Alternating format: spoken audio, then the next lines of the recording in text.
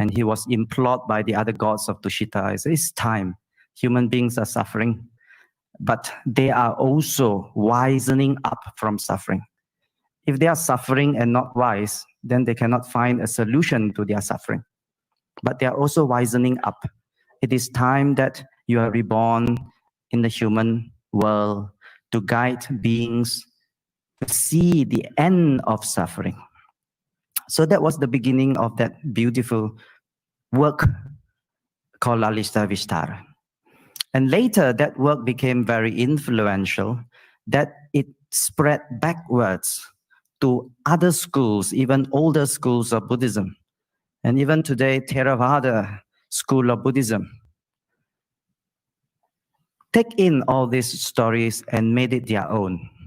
And there were compositions later that were done in Pali language, which is still the canonical language of Theravada Buddhism. So this is a background of how all these embellishments became de rigueur, the standard, not de facto, not factual, but it is just the standard narration which many Buddhists are familiar with today. But if we go on, as Sister Sylvia has mentioned, to look into, to examine the life of the Buddha, take out all the 7 steps that he did after his birth. Take out all the 7 lotus buds that sprang with each step he made. Take out all the fabulous miracles which he purportedly made. You will find an even more remarkable Buddha, sans embellishment and sans legend. The legendary Buddha is not as great a being as the actual Buddha. We have to understand this. If we don't understand, please read her book.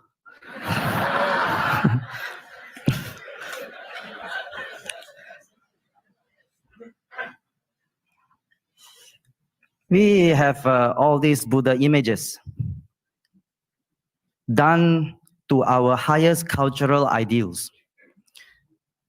After Emperor Ashoka, Buddhism did not just remain a Gangatic or Indian religion. It became an Asian religion. And in modern times, it has become a global religion. Buddhism spread from India to Central Asia. In Afghanistan, they came to a place called Gandhar. And from Gandhar, went upwards into Xinjiang, and from there to Chang'an. And from China to Korea, and from Korea to Japan, and from there to Mongolia, and everywhere. Today, even to the West. And Buddhists, we hold the Buddha's highest ideals. He is so human, but at the same time so super. So we made him like a superhuman. So all the images we have of the Buddha is that superhuman. So in depicting the Buddha, for example, in art, in paintings as well as in sculpture, we try to put in all the ideals in our mind, in our concepts, in our culture, to that image or to that sculpture. So that's why the Buddha appears so different in different cultures. If you go to China, of course we know the Buddha was from India. He never left India. He never went to China. But if you go to China nowadays, look at the Buddha images in China. Don't they look very Chinese? Some look very prosperous. And some wear Tang Dynasty costumes, not the Indian costumes found in Theravada countries. And if you go to Japan, the Buddha images there look Japanese. I once gave a talk in Manchester. When I arrived at that very small, beautiful center in Manchester, in the middle of the hall, there was this altar. And then sitting on the altar was a very elegant Buddha Rupang, Buddha image. That was a Buddha image that looked like an English. Manchester Buddha. 3 days later, I traveled to Berlin. When I gave the talk in Berlin Vihara, I saw a German Buddha, very stout and very strong, very jagged, very Deutsch. But you know what? In my travels, I've never seen a Buddha image that looked like a Singaporean.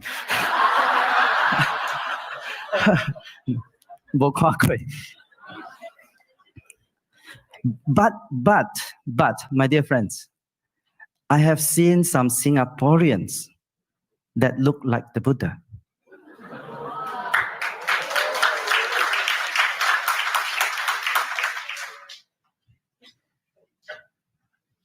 You heard me right? Okay, I've not seen a Buddha image that looked like a Singaporean, but I've seen some Singaporeans that look like the Buddha. Not that I've seen the Buddha, but I have read people's description of the Buddha.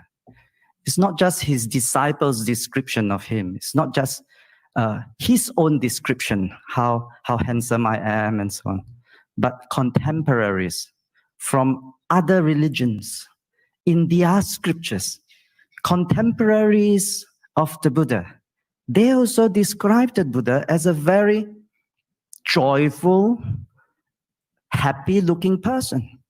He never looked gloomy. He never looked moody. They describe him as a hatta pahatta, joyful and joyous. Yeah. Udagudaga, always very serene. Panyaloma, very tranquil. And Piniti Indriya, his senses are very restrained. Not too exuberant, but not too stoic. Very lively and very natural. They describe the Buddha as someone very pleasant to look at. They describe him as apo sukho, someone who is free from anxiety. They don't look anxious at all. The Buddha looked just like a normal human being, but the mind of that being was pure. Sometimes I see some Singaporeans also like that. Rarely, but I did see. You can perfect your look to look like the Buddha, as what other people have described the Buddha. Try it. Smile a bit lah. Despite your suffering, smile a bit. Wow, 很勉强. Okay, don't smile like that. Don't smile like that. You look around you to a member of the audience whom you may not know. You look around now and wish that person in the depths of your heart, wish that person, may you be well, may you be happy, may you be free from suffering. Wish it with sincerity. Wish it, do it lah. May you be well, may you be happy, may you be free from suffering. Okay, look at me and wish the same. May Brother Tan be well. Okay, quite sincere, not bad. May Brother Tan be happy. May Brother Tan be healthy. May Brother Tan be free from suffering. Oh, thank you. Thank you. That moment when you're not preoccupied with yourself, or you are not fettered by craving or attachment to something, indulging in your memories or indulging in your fantasies, that selfless moment that is full of compassion and kindness, that moment, you look somewhat like the Buddha. Except the Buddha had that permanent look. Malaysians and Singaporeans have impermanent look of joyful countenance. So this is the Buddha's physical feature. He looked very human. Now, to prove the point, After the Buddha's enlightenment, he gave the first teaching in Isipatana in Varanasi, and then he told the disciples, I'm going back to Uruvela. The reason being, in Uruvela, there are 1,000 ascetics living at the banks of Gaya River who were ripe in their faculties of wisdom, but they haven't got a chance to listen to the true teachings. They haven't got the truth ingrained in the mind. So he said, I will go back to Uruvela. And when he went back and talked to them, and the sutta was presented just now, one of the slides, Aditya Pariyesana, or Aditya Pariyaya Sutta, the other sutta, Aditya Pariyaya Sutta, the fire sermon, and all of them gained enlightenment, and they all became monks. And what happened? The Buddha led 1,000 new monks. Many of them were older than the Buddha. The Buddha at that time, when he was enlightened and when he started teaching, was only 35. It's a very, very young age for a very enlightened being. But his wisdom was beyond the age. And he led this group of some senior practitioners who have been practicing ascetic practices for 30, 40 years. Some were almost 70 years old. So he led all of them into the city of Rajagaha. When the whole congregation entered Rajagaha, everyone made way and they cleared the town square.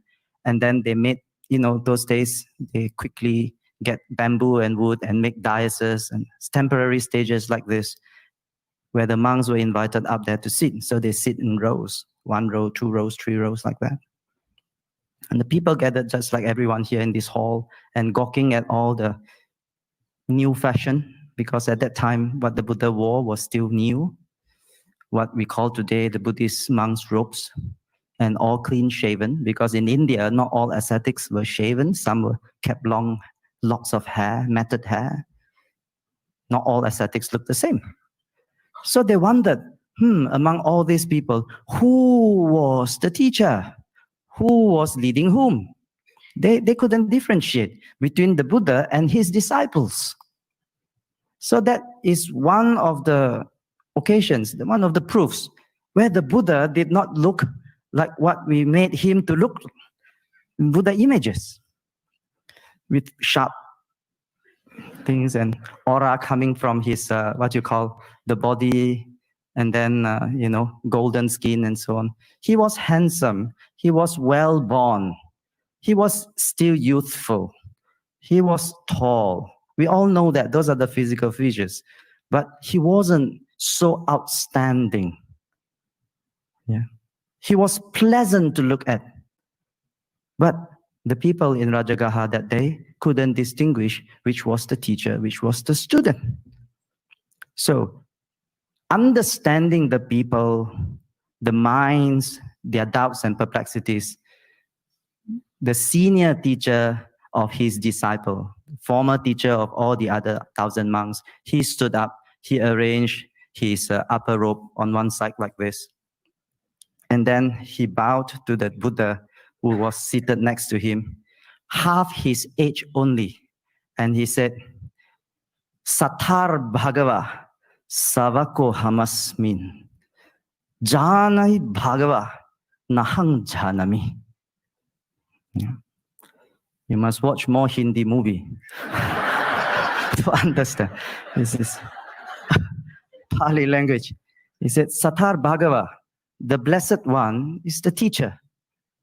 Savako Hamasmin, I am his disciple. Then the people say, oh, si ene. Another occasion, sometime later, the Buddha arrived outside the village when it was evening. He sought shelter in a potter's shed. You know a potter?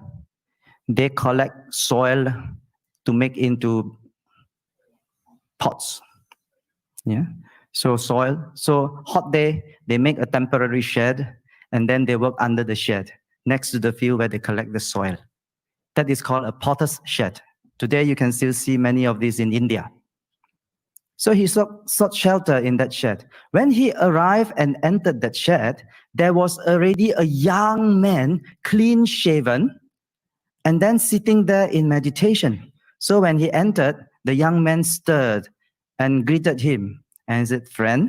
Then the young man said, "Friend," he said, "may I take shelter also in this potter's shed?" "Sure, friend, you are most welcome to shelter here together for the night with me." So both of them sat down, and the Buddha, noticing this young man, he said, this is remarkable. This man is in his early 20s, so youthful, so vigorous, but the way he sat, the way he smiled, the way he carried himself, and the way he carried the conversation, he was not the average person on the street. He's cultivated. He is cultured. So he asked, why did you leave home? Because he was wearing the garb of a homeless person, a monk. For whose sake have you left home to become a monk? I have left home to become a monk under the discipleship of Gautama the Buddha. He said, have you met the Buddha? Would you recognize the Buddha if you had met him? He said, no, friend, I have not met the Buddha. And I would not recognize him even if I met him. Say, where is the Buddha now? Oh, he's in the northern country in Savatthi. This is where I'm going towards. What did the Buddha do? What would you do if you were the Buddha? I know what Malaysians and Singaporeans would do. Is, wah lo. Wah masih Buddha lah. Yo. That's why we are not Buddhas. Buddha did not do that. He said, never mind. I shall teach you the Dhamma, monk. Said, oh, okay. Yes, friend, please teach me. As the Buddha was talking about the mind and the necessity of cultivating the mind, Pukusati, the young monk's name was Pukusati. He was following the teaching. Jin Chuan Sim ne? Hu Chuan Sim bo? You Chuan Sim ma? You will get the same effect leh. He was following it internally. Many people only follow externally. They follow my hand, not follow the drift of the teaching, not going deep into the message. Therefore, the message doesn't go deep into them. But Pukusati had samadhi. He focused. He did not allow his mind to drift away or to be distracted by externalities. He paid attention. And the more he heard, the more he understood. Finally, at the end of the sermon, he realized who this person was. He stood up, put his robes like this again. That's why I keep it like that, easier. Paid respects to the Buddha. He said, I am sorry I call you a friend. I should have recognized you as the teacher. So he bowed down low and he asked to be ordained. So this is in the Majjhima Nikaya. It shows that externally, though the Buddha looked very proper, 很端庄, 很庄严, just like our images, but it wasn't so outstanding and so alien. He didn't look like an alien. He was a human, but human par excellence.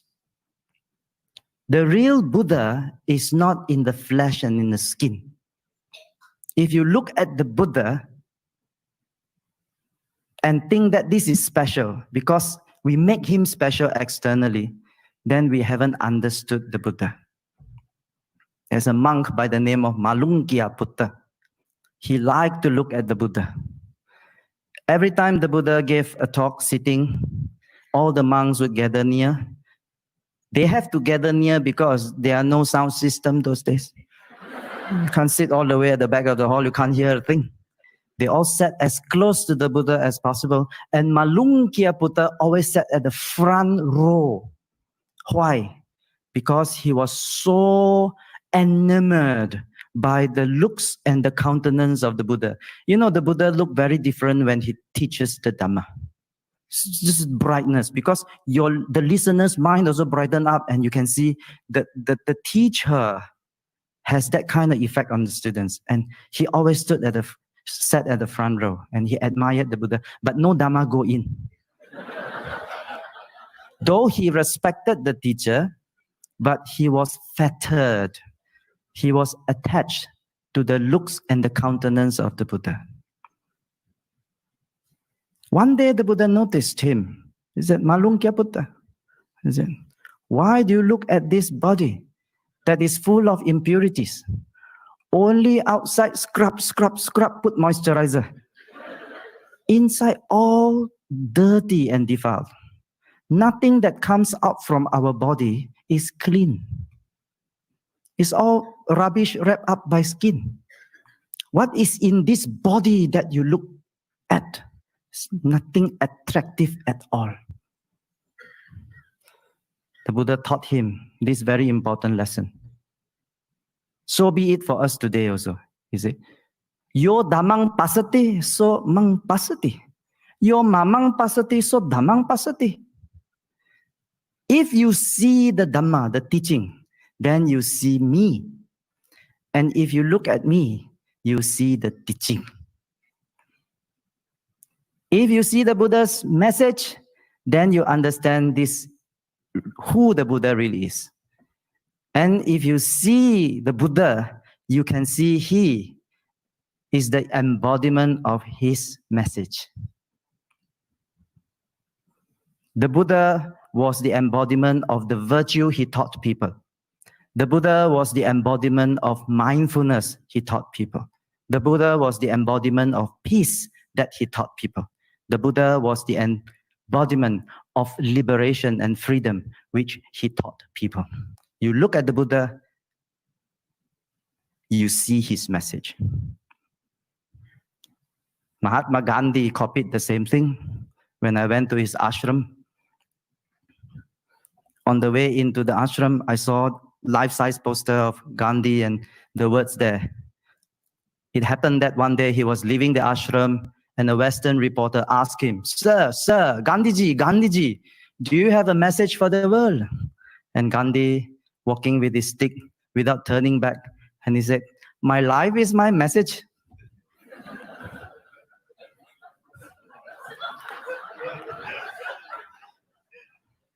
That was what the Buddha meant.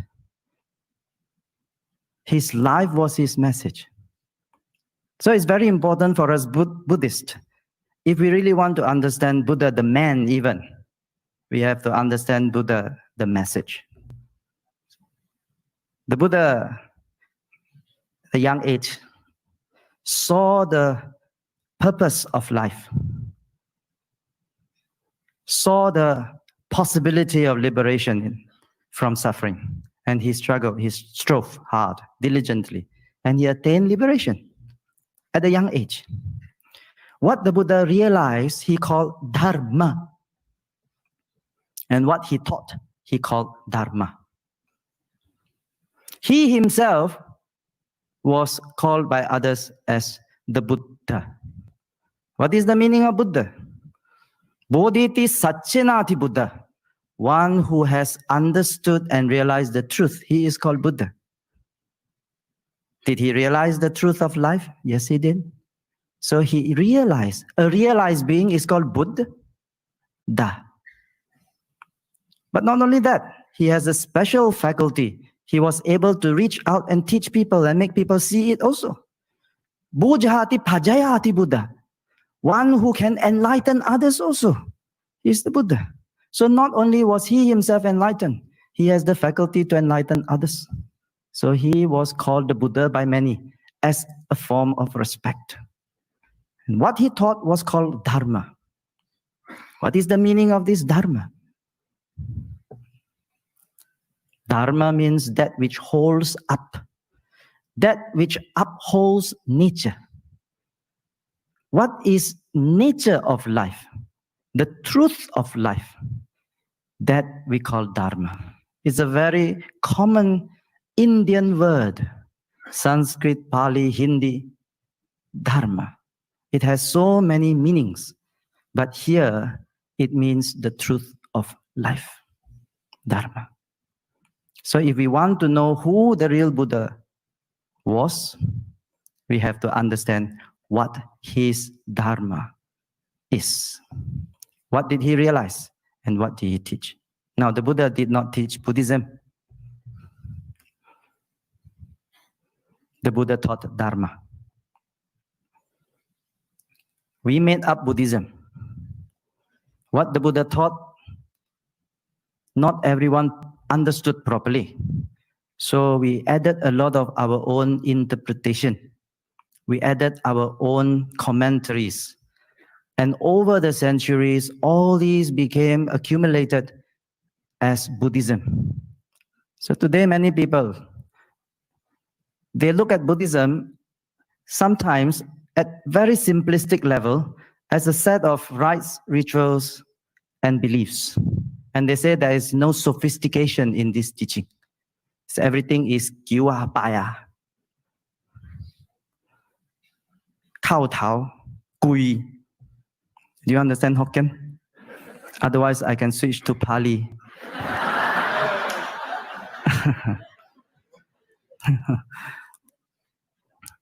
Namaste, namaskar, you see like that.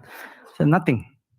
Whereas some people who are well-read, who are intelligent, some professors that I know of, when they say, oh, you're Buddhist, they like to discuss. So you're Buddhist. Oh, very interesting. They like to discuss philosophically. But the Buddha, he didn't teach a philosophy, or he didn't teach a set of beliefs and backed up by rites and rituals. He taught a way for us to understand the truth and the reality of life. And that truth and reality of life is that it is unsatisfactory.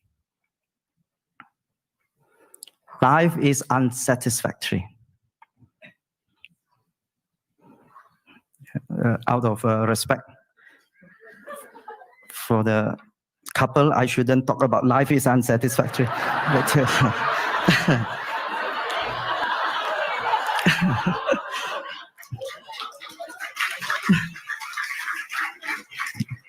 it just shows you timing is unsatisfactory.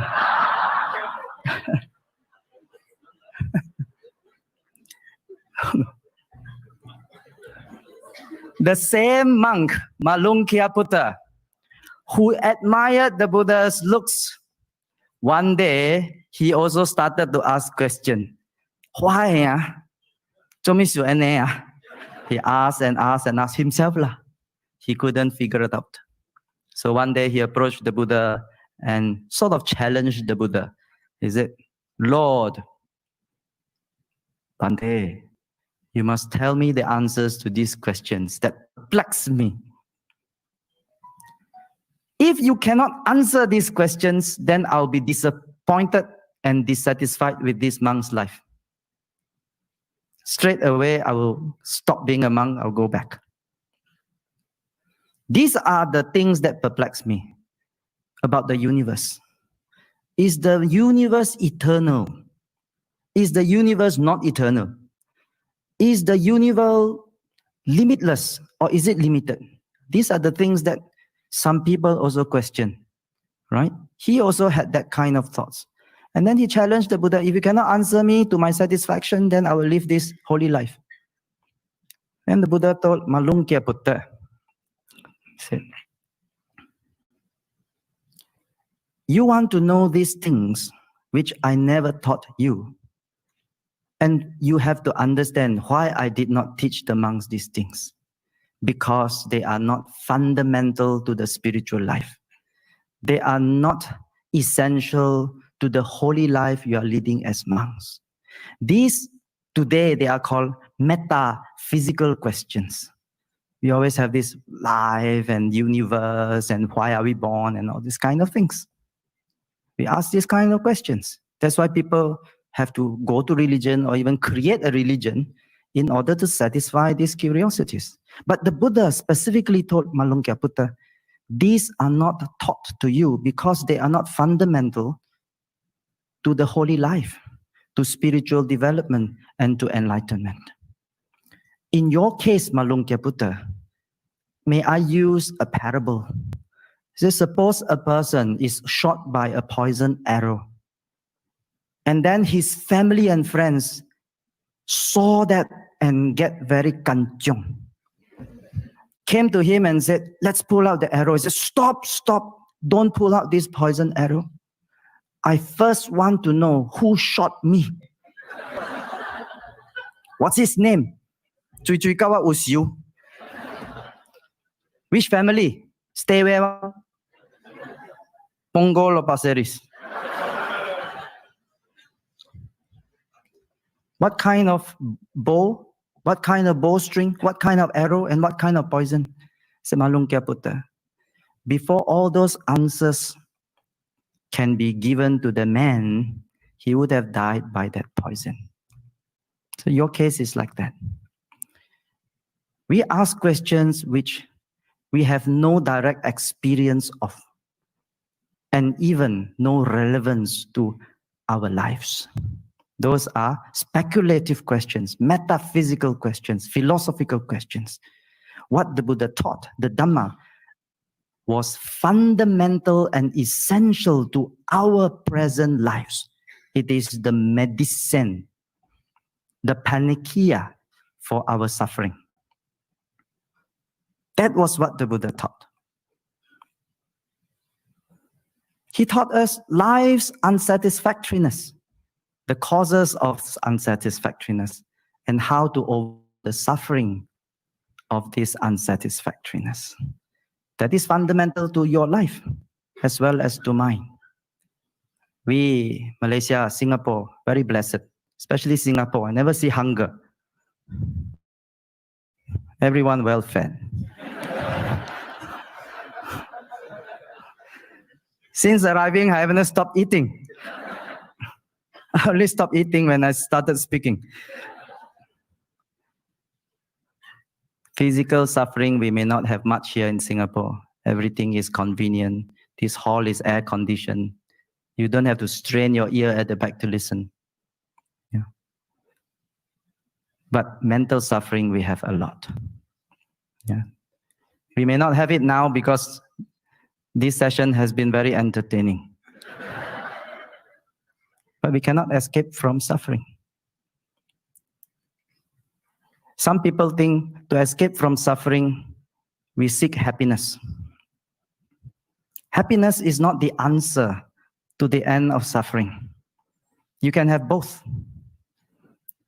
If we ask you, do you have no happiness? Surely your answer would be, well, I do have a lot of happiness. My children are doing well. They've all graduated and working. My wife is obedient. We are all well fed. Our MRT is working again.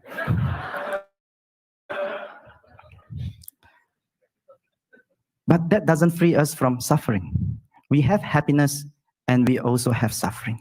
So if you, by having more and more happiness, and that will cancel out our suffering, then we don't understand yet what is suffering.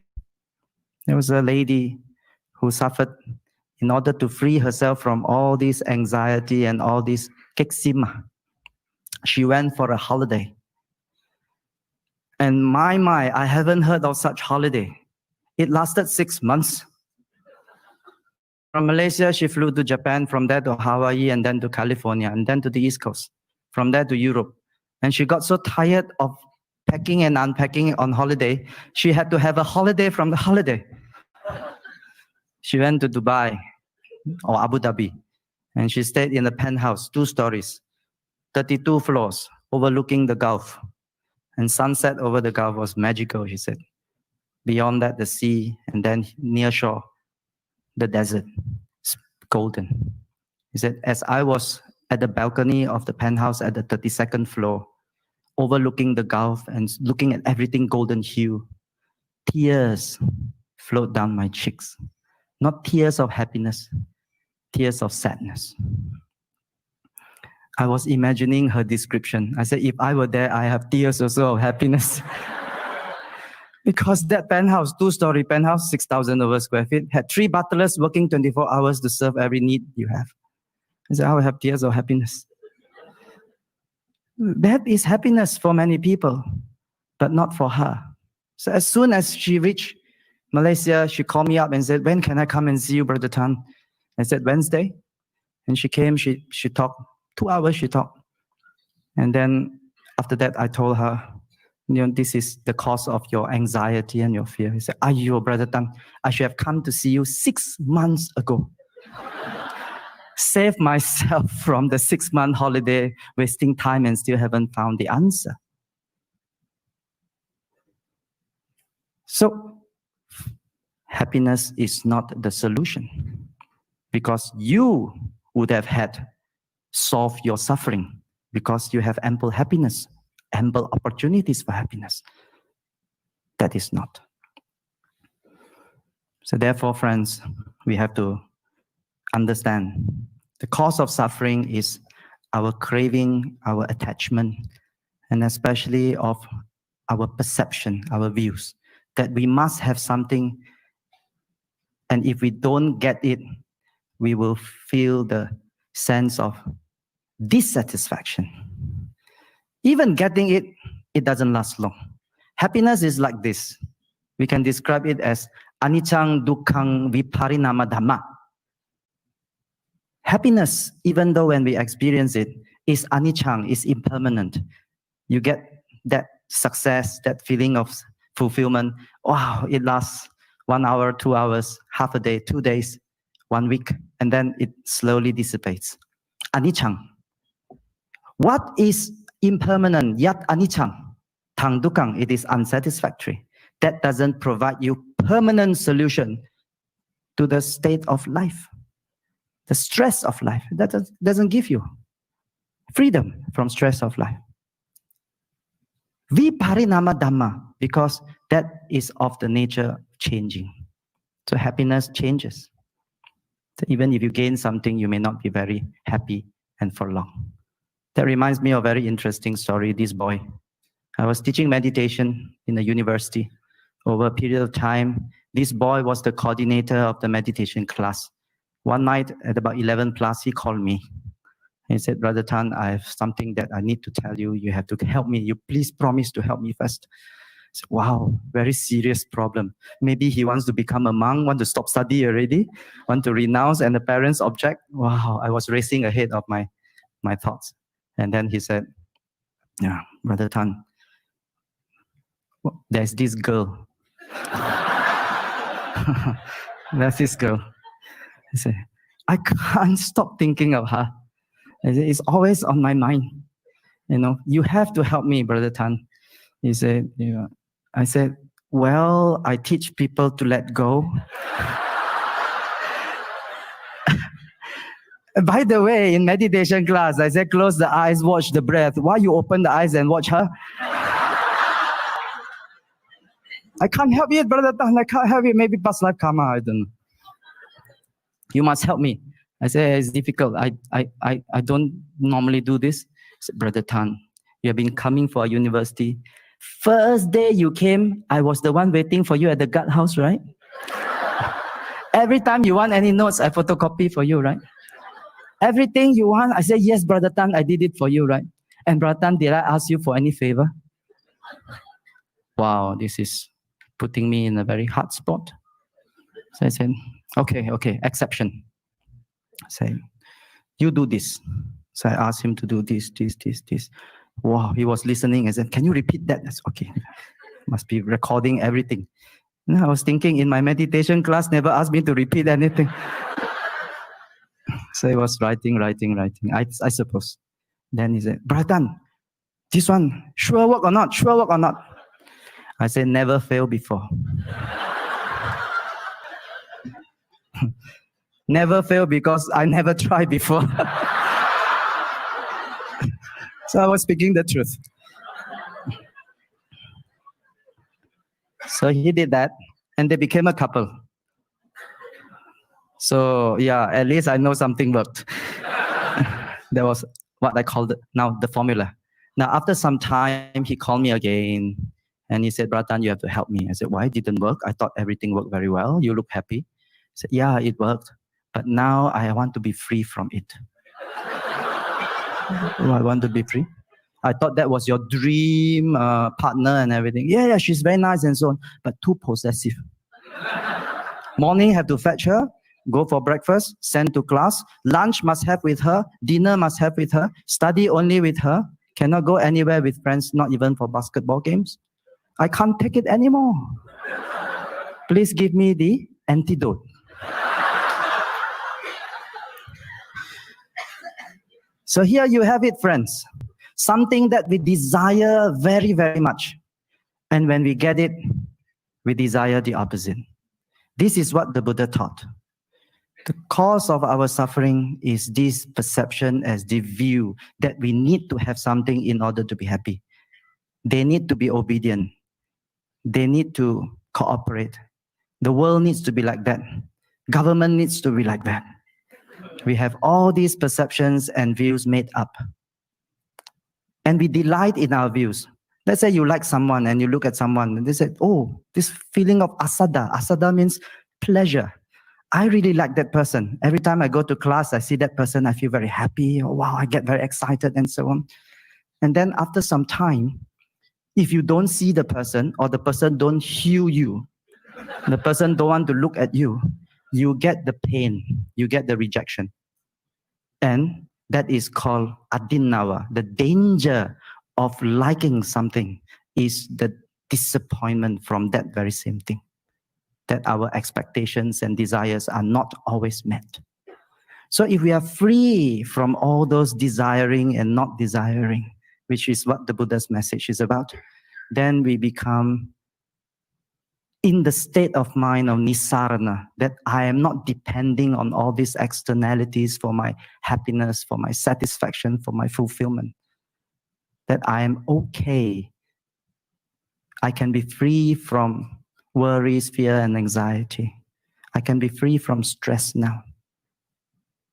This is called nisarana. This is called the understanding the message of the Buddha. So dear friends, tell me whether this is relevant for the present century, the 21st century.